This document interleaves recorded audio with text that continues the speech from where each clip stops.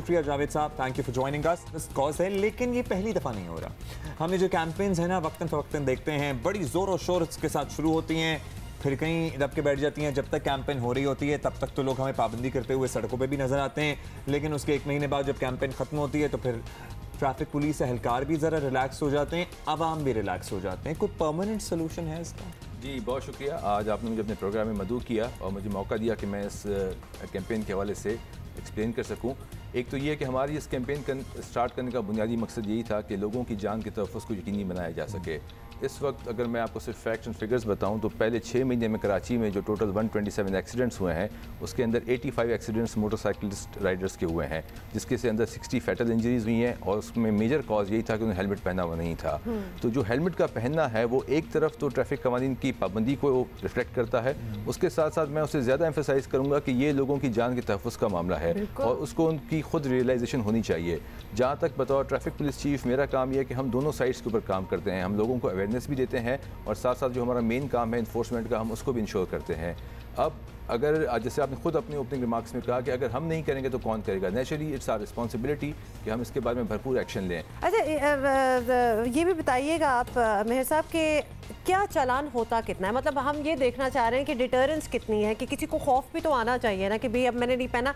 एक तो obviously accident वगैरह का वो खौफ अलग है, लेकिन इफ़ आई डोंट पे चालान हो गया तो कितना पे करना है हमें? जी चालान का अमाउंट जो है इस वक्त 150 रुपीज़ है, लेकिन मैंने इस दफ़ा थोड़े कैंपेन के आपको जो हमारे डिस्टिंक्ट फीचर्स है वो मैं बता दूं कि उसमें हमने इस कैंपेन को एक तो पहले रमज़ान में पूरा वाइडली हमने पब्लिसाइज़ किया कि आफ्टर ईद जो हम उसको स्टार्ट करेंगे और लोगों को भरपूर मौका दिया कि वो हेलमेट ख़रीद लें, ताकि वो जब हमारा तो मकसद ये है कि हम कंप्लाइंस देखें रोड के ऊपर। सेकेंडली ये कि हमने 10 दिन पहले या 2 हफ्ते पहले, आज से पहले एक बहुत बड़ी ब्रीफिंग की थी, मीडिया की भी की थी और उसके थ्रू हमने सोशल मीडिया पे, इलेक्ट्रॉनिक मीडिया पे, प्रिंट मीडिया पे बड़े मैसिव लेवल के ऊपर जो है ना इस चीज़ के इश्तिहार दिए थे कि we are going to start this campaign from the 1 July, तो शहरी अपने हेलमेट ले लें। अब हमने स्टार्ट किया, लेकिन इस दफ़ा ये कि हमने कुछ स्टॉल्स भी सेटअप किए हैं ऑन 13 लोकेशंस इन कराची, जहाँ पे हम लोगों के जिस तरह चालान कर रहे हैं तो उनको साथ साथ एक मौका भी दे रहे हैं कि उनको हेलमेट ख़रीदना है तो उनके लिए रेडीली यहाँ मौजूद है, यहाँ से ख़रीद लें। अगर वो मार्केट जाना चाहते हैं तो ये भी उनकी चॉइस है।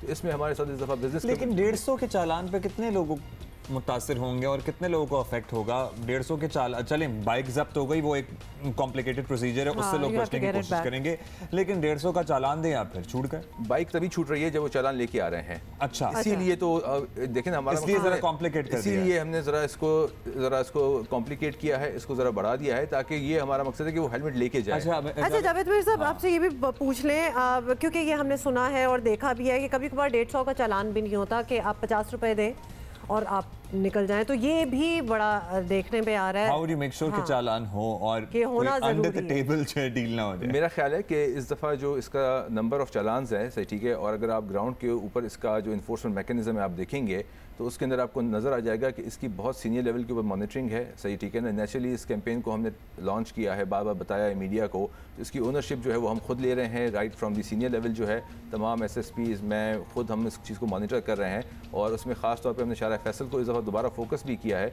कि वहाँ पे हमने एक्स्ट्रा स्टाफ डिप्लॉय किया है ताकि एटलीस्ट देखें शारा फैसल की सिग्निफिकेंस से हम सारे अवेयर हैं। हर दुनिया में हर बड़े शहर में एक मॉडल रोड होता है, तो हमारी कैंपेन का जो थ्रस्ट है वो तो पूरे कराची में है, लेकिन एटलीस्ट हमारी कोशिश ये है कि जब एक आदमी शारा फैसल में किसी तरीके से एंटर हो, क्योंकि शहर के किसी न किसी पार्ट से वो आ रहा होगा, तो एटलीस्ट सबसे पहले तो शहर में एंटर हो रहा होगा, तो वो वहाँ पे उसको हेलमेट की रेजिस्टेंस इतनी ज़्यादा मिलेगी कि उसको हर जगह पे पकड़ा जाएगा। और वहाँ पे हमने पूरे कराची के जो हमारे ट्रैफिक के सेक्शन ऑफिसर्स होते हैं उनको 2-2 शिफ्ट्स में डिप्लॉय किया है ताकि इस चीज़ की मॉनिटरिंग जो है रिस्पॉन्सिबल रैंक से हो, ताकि ये कोई ऐसी कंप्लेंट ना आए। मोटरसाइकिल लेन जो बनाई गई थी शारा फैसल पे, 1-2 दफ़ा तो हमने देखा कि जैसे ही हम यहाँ से अगर चुंदरगढ़ रोड से भी शारा फैसल पे एंटर होते थे तो वो शुरू में डाइवर्ट कर देते थे, भाई मोटरसाइकिल वाले इधर हो जाएं, लेकिन बीच में चल के आगे चल के वो डाइवर्जन, वो डिवीजन खत्म हो जाती है। मतलब है कि कोई किसी को फर्क नहीं पड़ता, सारे मिक्स हो जाते हैं। मोटरसाइकिल वाले फास्ट लेन में भी आपको नजर आते हैं।